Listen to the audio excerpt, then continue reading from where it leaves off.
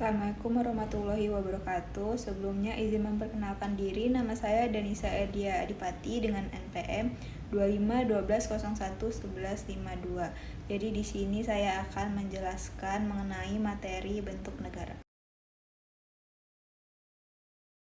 Jadi bentuk negara adalah cara suatu negara mengatur dan membagi kekuasaan tertinggi dalam pemerintahannya.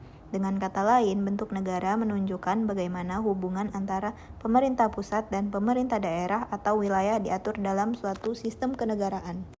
Menurut Jimli Asidik ada 4 bentuk negara, yaitu negara kesatuan, negara serikat atau federal, negara konfederasi, dan negara superstruktural. Yang pertama ada negara kesatuan. Negara kesatuan adalah bentuk negara yang kekuasaan tertingginya berada di pemerintah pusat.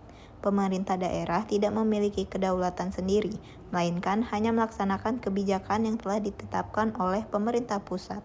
Ciri negara kesatuan yang pertama, hanya ada satu konstitusi, lalu hanya ada satu kepala negara dan satu pemerintah pusat. Dan yang ketiga, pemerintah daerah berada di bawah dan tunduk kepada pemerintah pusat. Dan yang terakhir, kebijakan nasional diatur dan dikendalikan secara terpusat. Dan berikut adalah contoh dari negara kesatuan.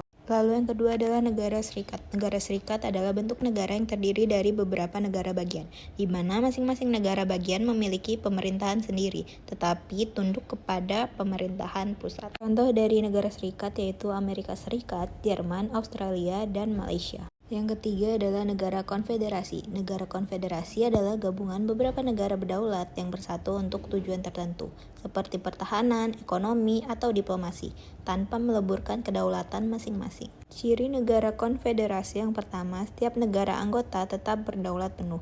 Yang kedua, hubungan antar negara bersifat longgar. Yang ketiga, pemerintah konfederasi hanya menangani urusan bersama. Dan yang terakhir, negara anggota dapat keluar dari konfederasi kapan saja. Berikut merupakan contoh dari negara konfederasi. Yang terakhir adalah negara superstruktural, yaitu bentuk organisasi supranasional di mana beberapa negara menyerahkan sebagian kedaulatannya kepada lembaga internasional yang memiliki kekuasaan mengatur negara anggota dalam bidang tertentu. Ciri negara superstruktural yang pertama adalah memiliki kewenangan atas negara anggota. Yang kedua, negara anggota tetap berdaulat tapi sebagian kekuasaannya dibagi. Yang ketiga, bersifat campuran antara federasi dan konfederasi.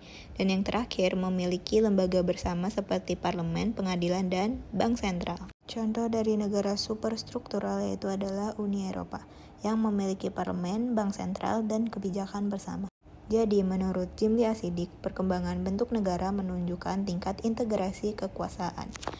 Jika negara kesatuan, kekuasaannya terpusat, sedangkan negara serikat, kekuasaannya terbagi antara pusat dan daerah.